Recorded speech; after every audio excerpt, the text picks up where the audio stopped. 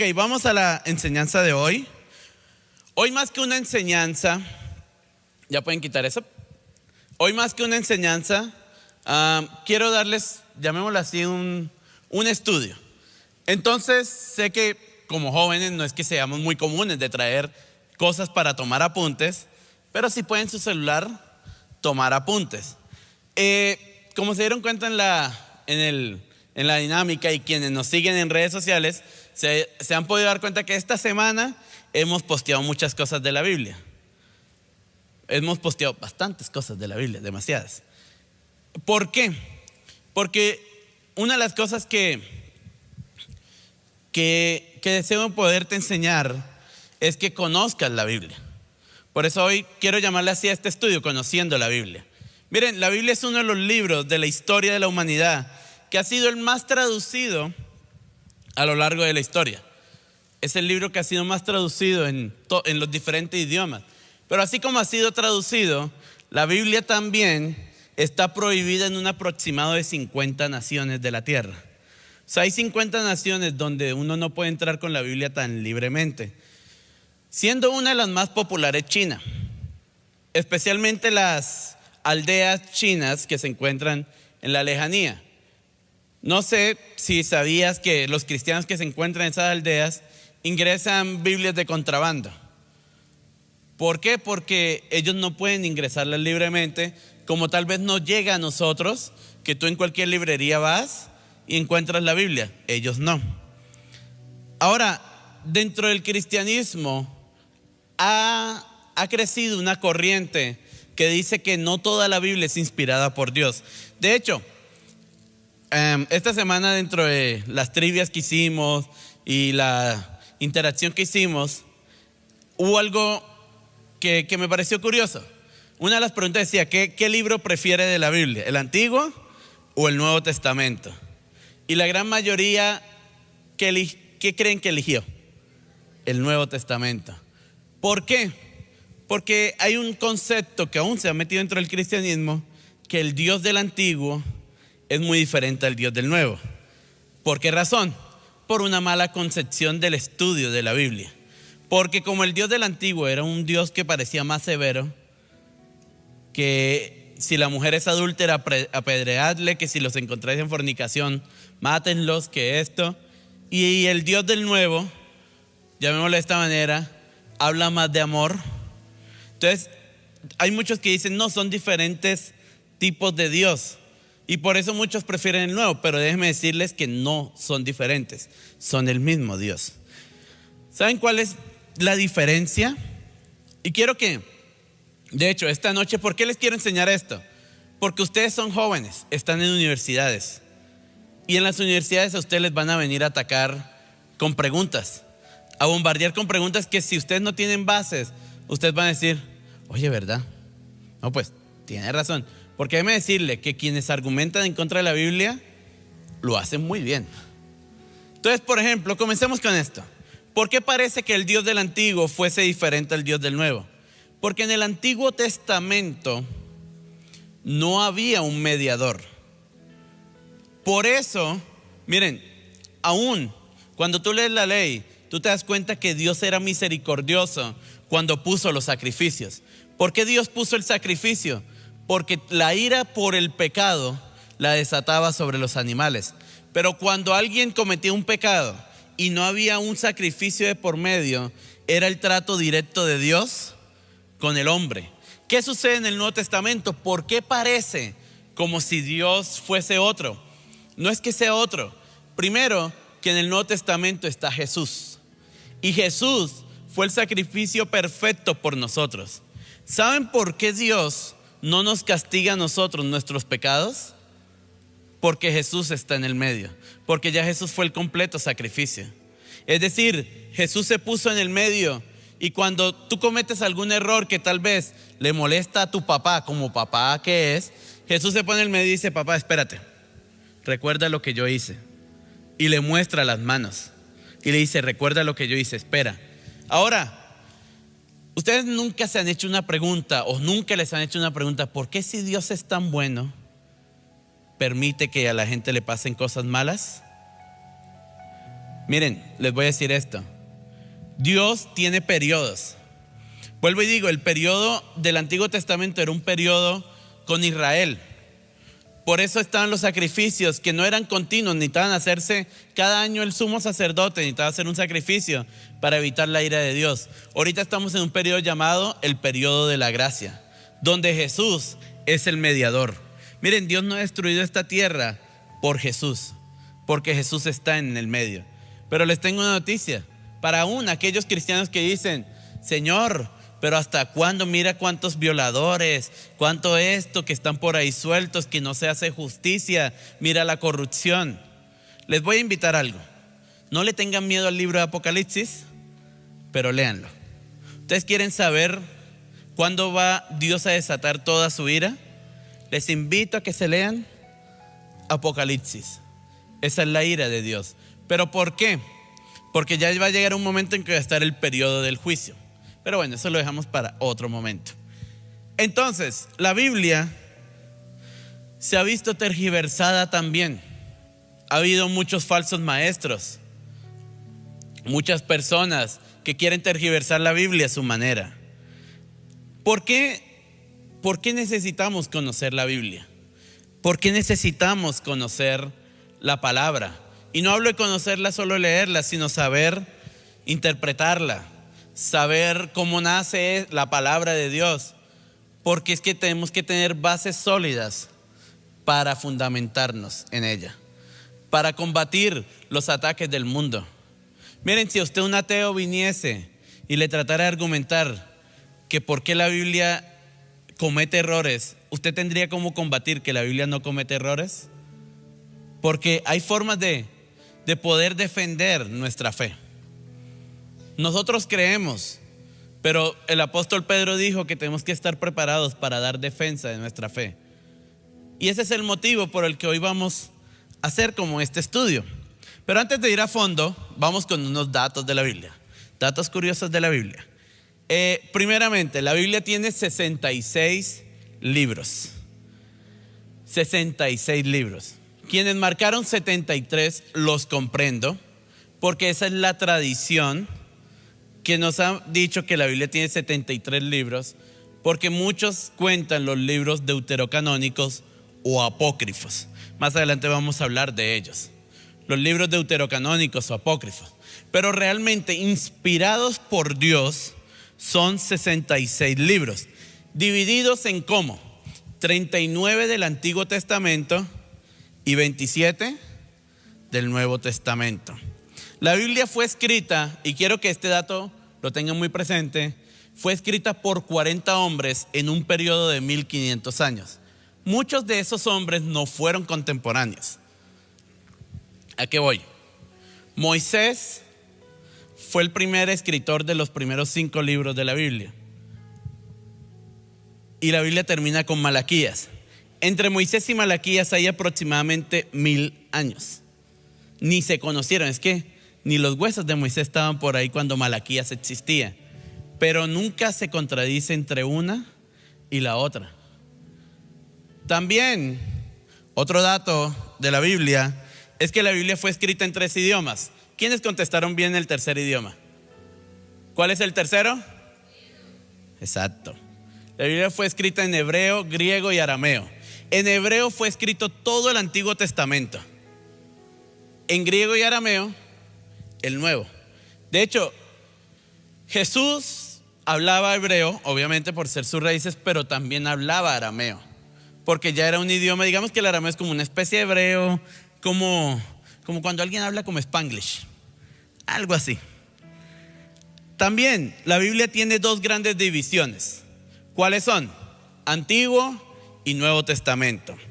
El Antiguo Testamento, y voy a ir rápido en estos datos, está dividido en las siguientes secciones. La ley, o conocido como el Pentateuco. ¿Quiénes respondieron bien la del Pentateuco? Poquitos. ¿Cuántos libros tiene el Pentateuco? 5.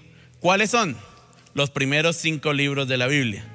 O sea, cuando tú agarras de Génesis hasta Deuteronomio, ese es el Pentateuco, o la Torá judía.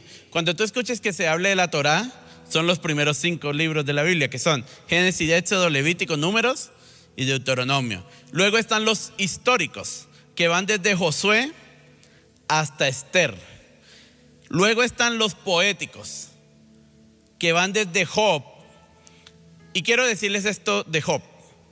¿Ustedes sabían que Job fue escrito por Moisés? ¿O eso es lo que se cree? Porque Job, de hecho, se dice que fue contemporáneo con Abraham y fue escrito por Moisés. Es decir, ustedes dirán, pero ¿por qué Job no aparece antes? Una razón: la Biblia, como ustedes la tienen, no está ordenada cronológicamente. No hay un orden cronológico en la Biblia. Está ordenada por las secciones que les estoy comentando. Entonces, por eso desde Job arrancan los poéticos, que son Job, Salmos, Proverbios, Eclesiastés y Cantar de los Cantares. Luego están los profetas mayores y los profetas menores. ¿Por qué se denominan mayores y menores? No es que unos eran más altos que los otros, no. Pero lo son por la cantidad que escribieron. Los profetas mayores se denominan mayores porque escribieron, sus escritos fueron más largos y sus profecías duraron, o fueron profetas que duraron muchos más años profetizando. Estos van desde Isaías hasta Daniel. Y luego están los profetas menores. Los profetas menores son aquellos que cuando les dice el pastor, vamos a Habacuc, nadie encuentra el libro de Habacuc.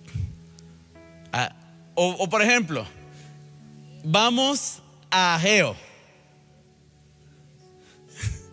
Muchos empiezan, Ageo, eso existe en la Biblia.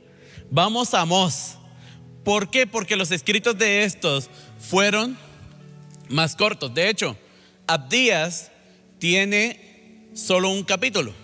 O sea, Abdías, si tú quieres leer un libro de la Biblia y decir, leí un libro de la Biblia, léete Abdías. Te lo lees en menos de 1 hora. Listo. De los profetas menores, los 2 más conocidos son Joel y Jonás. Jonás, todos sabemos la historia, que se lo tragó un pez. No voy a decir una ballena porque la Biblia dice un gran pez. Y Joel fue el que profetizó la venida del Espíritu Santo. Ahora saltamos al Nuevo Testamento. El Nuevo Testamento también se divide en secciones. En evangelios, ¿qué están? Los evangelios son Mateo, Marcos, Lucas y Juan. Ahora, si ustedes se dan cuenta, aquí hay una división que dice sinópticos y no sinópticos. Ustedes dirán, ¿y eso qué es?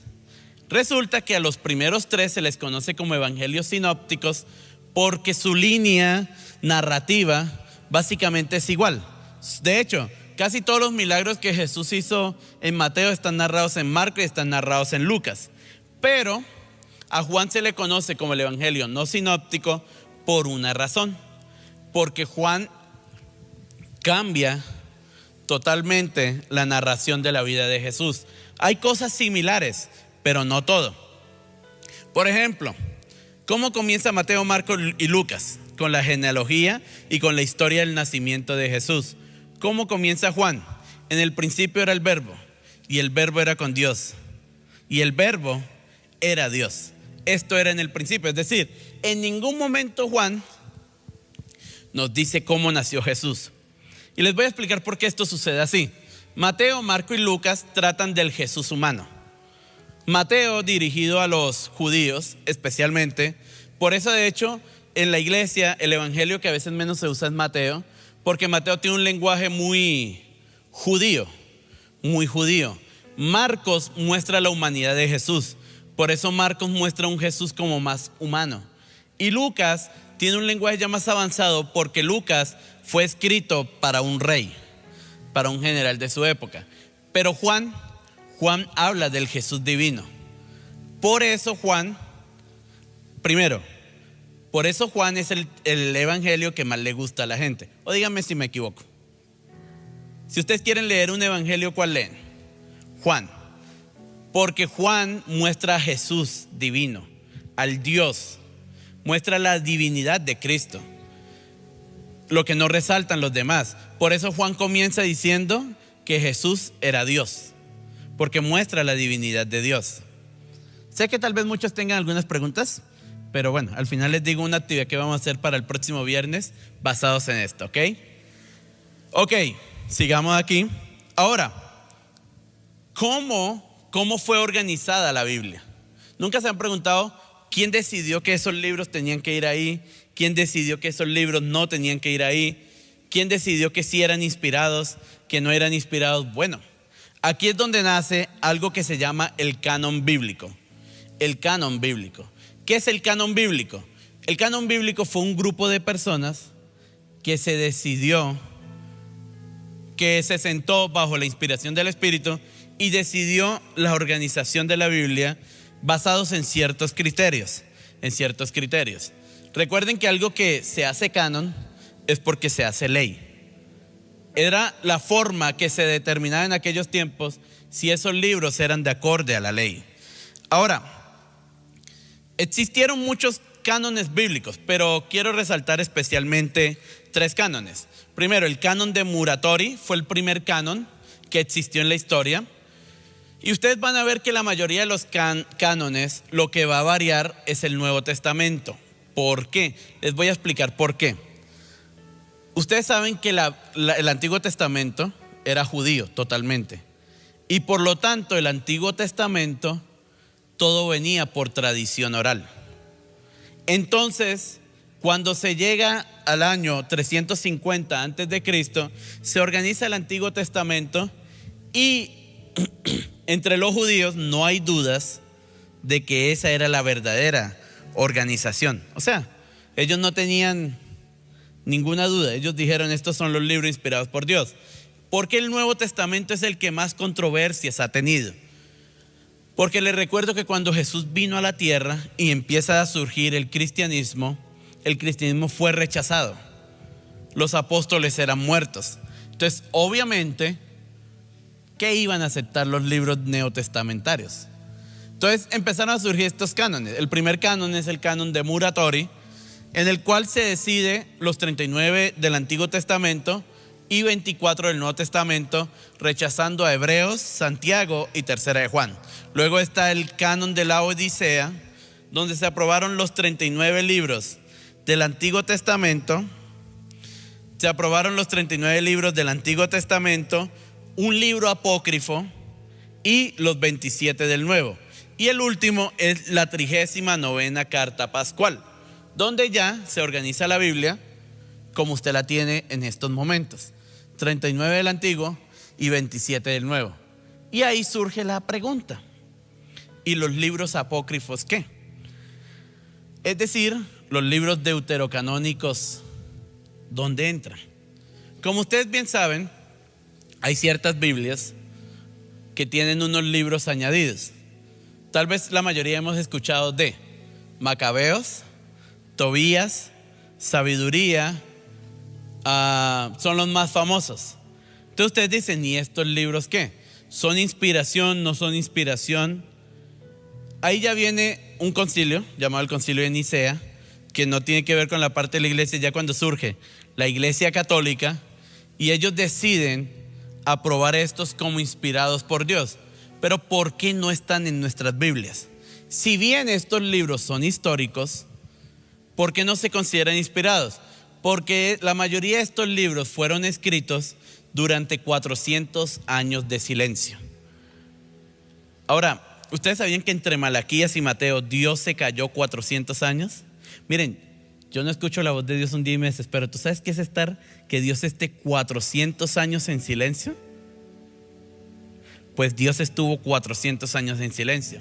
Y estos libros son históricos. Sí, son históricos porque de hecho los macabeos fue un grupo religioso que existió para proteger ciertas costumbres judías, pero contienen cosas que no son inspiradas. De hecho, el libro de Tobías invita a la lectura del horóscopo o a la lectura de las cartas. Obviamente eso contradice totalmente quién es Dios, porque Dios prohíbe absolutamente toda clase de adivinación y brujería. Por esa razón no se consideran libros inspirados. Pero entonces, ¿cómo se escogían los libros? Bueno, se tenían en cuenta lo siguiente: especialmente para los del Nuevo Testamento. Si el escritor era un apóstol, se tenía que ver si era un apóstol o si había sido cercano a un apóstol. Este fue el caso de Lucas. Lucas no fue un apóstol. Marcos no fue un apóstol. De hecho, de los apóstoles solo hay 2 evangelios: Mateo y Juan. Entonces ustedes dirán, ¿y Marcos y Lucas? Marcos fue discípulo de Pedro. Entonces Marcos recibió, digámoslo, la historia directa de Pedro. Y Lucas fue discípulo de Pablo. Ahora, Pablo no caminó con Jesús vivo, pero Pablo fue tan tremendo que Jesús mismo le contó la historia. Entonces, pues, hay que más, ¿no? Jesús mismo le contó su historia a Pablo y Pablo se la bajó a Lucas. Y Lucas no solo escribió el Evangelio de Lucas, Lucas escribió Hechos de los Apóstoles. Lo digo porque esta semana también hicimos unas preguntas y la gran mayoría escogió que Pablo había escrito Hechos de los Apóstoles. Entonces, Lucas escribió Hechos de los Apóstoles. Lo segundo, tenían que ver si el libro era aceptado por la mayoría del cuerpo de Cristo. O sea, tenía que haber una aceptación por parte del cuerpo de Cristo. También si el contenido era consistencia doctrinal y enseñanza ortodoxa. ¿A qué voy? Hay unos evangelios conocidos como evangelios apócrifos. De hecho, hay un evangelio, hasta hay uno que es de María Magdalena, pero que cuando uno lo ve, uno dice, no, definitivamente esta vaina fue alguien que se la fumó bien fumada y escribió ahí una barrabasada que contradice totalmente lo que realmente vivió Jesús. Y por último, si contiene evidencia de alta moral y valores que reflejan la obra del Espíritu Santo. Pero para ir terminando este estudio, sí, este estudio es práctico así. ¿Han aprendido algo? ¿Está todo claro? Ok. Ahora, para ir terminando este estudio, viene una pregunta. Después de todo este paseo así, por la parte de la historia de la Biblia, ¿cómo yo sé si la Biblia es inspirada por Dios? ¿Cómo saber que la Biblia es inspiración divina? Timoteo, el apóstol Pablo en Timoteo nos dice: toda la escritura es inspirada por Dios y útil para redarguir, para corregir, para enseñar, a fin de que el hombre de Dios sea enteramente preparado para toda buena obra. Entonces, ¿cómo podemos afirmar que la Biblia es inspirada por Dios? Porque sé que muchos tienen la pregunta probablemente, bueno, la Biblia fue escrita por hombres, pero ¿cómo saber que fue inspirada por Dios? Hay 2 formas. Uno es una evidencia, hay una evidencia interna, Pero recuerdan que les dije que se grabaran el dato, que la Biblia fue escrita por ¿cuántos hombres? 40. Por 40 hombres en un periodo de ¿cuántos años? 1500. Miren, las probabilidades de que yo escriba ahorita algo aquí y Hamilton escriba lo mismo sin perder la línea son casi nulas, ¿cierto? Ahora, las probabilidades de que un hombre en el siglo 5 antes de Cristo haya escrito algo y otro en el siglo 2 antes de Cristo haya escrito otra cosa, pero los dos tengan conexión, eso solo lo hace Dios, porque es mucho más difícil. La Biblia fue escrita por 40 hombres que, ojo, no eran contemporáneos entre sí. Estos hombres no eran contemporáneos entre sí, exceptuando unos que otros, pero en su gran mayoría no eran contemporáneos entre sí. Ahora, hay otras evidencias internas. Por ejemplo, el cumplimiento de las profecías. Resulta que para que se cumpla una profecía, primero, para que se cumpla una profecía de verdad, tiene que ser Dios el que habló. Ahora, para que un hombre cumpla 200 profecías escritas, eso es 1 en 10 millones de probabilidades. Si para que se le cumpla una, eso, Dios mío, es porque Dios está. Ahora imagínate que en alguien se cumplan 200 profecías. Ahora, imagínate que no solo se cumplan 200 profecías sobre un hombre, que se cumplan todas las profecías que están escritas y que se ha demostrado que no fueron escritas en el momento, sino mucho antes que pasaran. Por ejemplo, hay una profecía bíblica que decía que Tiro, que es una ciudad bíblica, iba a terminar en las aguas. Cuando llegó Alejandro Magno y conquistó dicha ciudad, él creó un puente sobre esa ciudad porque no había forma de pasar, porque había como un río, un mar que los dividía. Y él, al conquistar esa ciudad, la derrumbó por completo y echó todos los escombros en el agua. Y Alejandro Magno no era cristiano como para decir, bueno, voy a leer cómo es que debo conquistar esto. No. Entonces, una evidencia interna de que la Biblia es inspirada por Dios es el cumplimiento de las profecías. Otra, que fue la que les acabé de decir, la unidad de la escritura. Es decir, la Biblia tiene un mensaje. Miren, usted lee en la Biblia, trata diferentes temas, pero la Biblia tiene 2 mensajes. ¿Saben cuáles son? La caída del hombre y su redención. De eso trata la historia de la humanidad. Cómo el hombre cae y cómo Dios lo redime. Ese es el mensaje de la Biblia.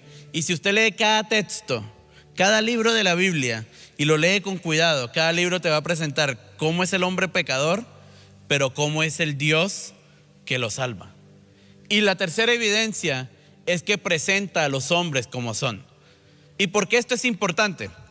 Yo no sé si alguno de ustedes escribiría un libro sobre ustedes y escribiría, por lo menos yo no lo haría, Isaac Conde, mentiroso, homicida, asesino, malandro. No, yo no creo que yo escribiría eso de mí, porque normalmente el ser humano, si tú escribes un libro de ti, ¿cómo te quieres presentar? Bueno, ¿no? Pero si usted lee en la Biblia presenta al hombre tal cual es. Es decir, la Biblia presenta a un Sansón que eso veía una escoba con falda y allá iba. La Biblia presenta a David que salió a un balcón y vio a alguien bañándose y dijo, está cotizable. Presenta a los hombres tal cual como son. Es decir, si fuese escrita solo por hombres, es decir, por pensamiento humano, dudo que hubiese presentado al hombre tal cual como es. ¿Pero por qué lo hace? Porque el espíritu que inspiró a los escritores de la Biblia quiere mostrarte a ti y a mí que a pesar de que somos débiles, de que fallamos, de que la embarramos, Dios nos quiere usar.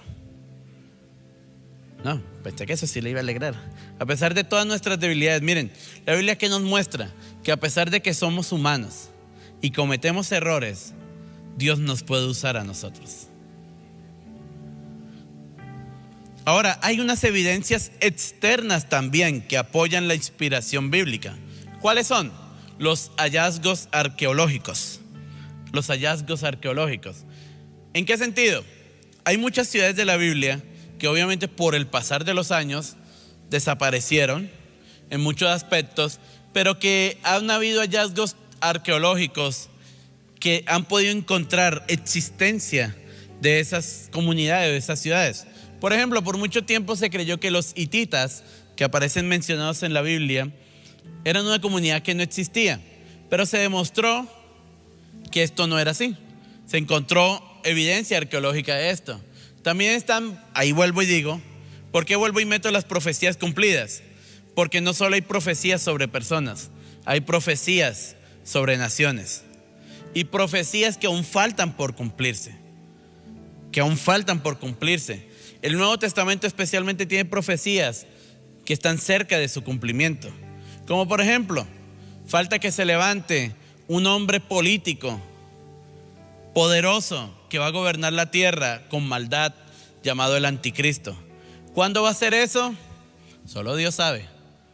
Pero solo les digo que, miren, les voy a decir esto. A veces uno no se detalla las cosas porque, bueno, a veces uno pasa las cosas por alto. Ustedes sabían que este siglo especialmente, no digo que Cristo, mire, ojo, no voy a decir que Cristo viene en este siglo, pero quiero decirles esto. Este siglo especialmente ha estado marcado por muchísimas cosas como terremotos, maremotos y muchas cosas que Jesús dijo hace muchos años que vendrían. Por eso hay que estar atentos. Ahora, ¿cómo sabemos que la Biblia no se equivoca? Ahora vamos a lo otro peldaño, la inerrancia bíblica. ¿O cómo sabemos que la Biblia no se equivoca? Bueno, a veces nos dicen, no, pero es que la Biblia fue escrita por hombres, se equivoca. Hay una realidad, antes de ir a esto aquí.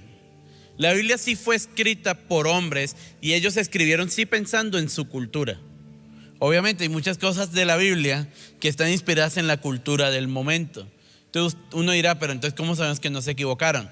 Porque el principio sigue vivo y permanece siempre. Ahora, ¿cómo sabemos? Primero, la Biblia misma declara ser perfecta. La Biblia misma declara ser perfecta. Segundo, la Biblia se sostiene o cae como un todo. ¿En qué sentido? Como la Biblia tiene una conexión lineal tan fuerte, o una parte miente o todo miente. La Biblia es un reflejo de su autor. Miren, cuando usted lee un libro de alguien, no sé si le ha pasado que a aquellos que tal vez les guste leer y compren varios libros de un mismo autor, ustedes se darán cuenta que usted dirá, oye, estoy leyendo al autor, porque casi que tiene una misma forma de escritura. Entonces, si tú y yo decimos que la Biblia es inspirada por Dios, su autor es Dios. Si decimos que la Biblia contiene un error, estamos diciendo que Dios tiene errores y que Dios decidió mentirnos, lo cual contradice totalmente quién es Dios. La Biblia nos juzga. ¿Y por qué esto es importante? Porque si la Biblia conteniera errores, yo creo que lo que menos yo escribiría en un libro que tenga errores es un libro que me vaya a juzgar y que me vaya a cachetear. No sé. El mensaje de la Biblia debe ser tomado como un todo. Vuelvo y les digo, hay un mensaje en la Biblia, dos mensajes: la caída del hombre y su redención. Y porque la Biblia es nuestra única forma o nuestra única norma de fe y de la moral. Pero ahora, y con esto concluyo, muchos se preguntan, ¿y las traducciones? ¿Qué pasa con las traducciones bíblicas? Bueno, las traducciones suceden lo siguiente. Obviamente la Biblia que tú y yo tenemos, la Reina Valera, la Biblia no se escribió en español, ¿no? Tampoco Casidioro de Reina y Cipriano de Valera viajaron en el tiempo y se sentaron con Moisés. Bueno, Moisés, cuéntamelo. Ven que vamos a escribir. No. La Biblia, muchos manuscritos de la Biblia, especialmente del Antiguo Testamento, sabrá Dios dónde están. Se perdieron.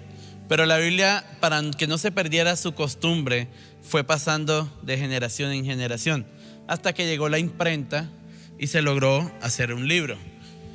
Y obviamente hasta que llegó a nuestros días con las traducciones. Ahora, muchos dirán, ¿y las traducciones? O sea, hay cosas que son un error. Sí, hay algo aquí. No, la Biblia no tiene errores, pero hay cosas que sus traductores la han interpretado de una manera. Por eso, y aquí quiero hacer un llamado a algo importante, es importante que cuando usted lee la Biblia y si tiene la oportunidad, la estudie en su idioma original, porque hay muchas cosas que va a poder comprender. Como por ejemplo, les voy a poner dos ejemplos sencillos. ¿Cuántos de aquí han escuchado que cuando cante el gallo, tú me habrás negado 3 veces? ¿Y cuántos han pensado en un animal? ¿Cuántos han pensado que cantó un gallo literal, un animal? Creo que todos, ¿no? Pero les tengo esta noticia. El gallo no era un animal. El gallo era una trompeta romana que existía en aquella época que indicaba el cambio de guardia en la madrugada. Entonces, cuando cante el gallo, es decir, cuando los soldados romanos toquen la trompeta, tú me habrás negado 3 veces. Como otra, y esta va a ser un poco más difícil de asimilar, pero ¿cuántos han escuchado que Jesús era el carpintero? Todos se quedaron como que, ¿cómo? Sí, pero ustedes saben que Jesús en el original no era carpintero. De hecho, en Nazaret no se trabaja carpintería, se trabaja la piedra. Jesús era cantero. Pero su traducción, como cantero y carpintero tienen similitudes, su traducción a nuestro lenguaje se tradujo como carpintero. Pero cuando usted tiene la posibilidad de estudiar los originales, de ver la historia de Nazaret, usted se dará cuenta que no hay un trabajo de carpintería, que hay un trabajo de cantería. Las casas eran construidas en base de piedras, nunca de madera. Las mesas, todo. Con eso, imagínate, los 4 amigos tuvieron que partir piedra, ¿oyeron? Eso sí. Pero son cosas, obviamente, son cosas que no le van a quitar su salvación, ¿no? O sea, ahorita no salga a debatir, no, eso es mentira, Jesús no era. No importa si Jesús era carpintero o cantero, eso no te va a hacer más salvo o no. Pero son cosas que, para que veas que hay cosas de la cultura que muchas veces en las traducciones sí se han perdido, mas no es que la Biblia esté equivocada. ¿Por qué? Y aquí viene. Se han encontrado manuscritos antiguos que todavía siguen vigentes, y comparándolos con las traducciones modernas, miren, está obviamente con el tema de las traducciones que le acabo de comentar, pero en general la línea se sigue a perfección. Se sigue a perfección. Y por último, ahora sí, ¿ustedes quieren saber cómo interpretar correctamente las escrituras? ¿Les gustaría leer la Biblia y interpretarla bien? Miren, hay 4 reglas básicas. Quiero que las pongan allí. Hay 4 reglas básicas de interpretación. La primera es que la Biblia se interpreta a sí misma. ¿Cómo así? O sea, la primera es que cuando tú lees la Biblia se interpreta a sí misma. La misma Biblia. Ahora, hay ciertos textos o versículos que van a ser enredadores, que tú puedes leer y tú dices, yo de este versículo no entendí fue nada. Bueno, interprete conforme al contexto. ¿Cómo así? Lea todo el capítulo. Ahora usted dirá, bueno, del capítulo no entendí nada. Bueno, ahí váyase y estudie la cultura de esa época. La cultura de esa época. Como por ejemplo, les voy a poner un ejemplo de la cultura de la época. Ustedes saben que por mucho tiempo se le prohibió a la mujer que maquillarse, adornarse, porque Pablo decía que la mujer no se ponga atavíos, ni esto, ni lo otro. Creo que más de uno supo eso. Pero ¿por qué era? Resulta que en Corintios las prostitutas se maquillaban, se ponían, o sea, no es como hoy en día que se están un poco desarregladas. No, en aquella época las mujeres más arregladas eran las prostitutas. Entonces, obviamente, con el fin de diferenciar las cristianas de las prostitutas, Pablo le dijo a las mujeres, no se pongan atavíos, no se pinten el rostro, pero no es que sea pecado. ¿Cuál es el principio allí? Que tú debes marcar la diferencia con los que están en el mundo. Pero por mucho tiempo, por no analizar el contexto y la cultura, la mujer venía aquí como se levantaba. Sí, sin maquillarse, sin ponerse nada en la cara, con unas faldas que le llegaban aquí hasta los tobillos, porque no se tuvo en cuenta la cultura. Y por último, interprete tomando en cuenta textos paralelos. Ahí, por ejemplo, hay un ejemplo que muchas veces sale, hay gente que dice, pero, por ejemplo, dice la Biblia que Jehová incitó a David a que censara al pueblo. Jehová probó el corazón de David, pero hay otro texto paralelo que dice que Satanás tentó a David para que censara al pueblo. Entonces uno dice, ¿quién fue? ¿Dios o el diablo? Pero cuando tú ves otros textos que hablan de la prueba de Dios, por ejemplo, vamos a Job. ¿Quién le hizo daño a Job? Satanás. ¿Pero quién se lo permitió? Porque hay veces que Dios permite que el diablo actúe para probar el corazón de las personas. Y ahí tú entiendes que realmente la Biblia no contiene textos oscuros. ¿Ok? ¿Quedó claro?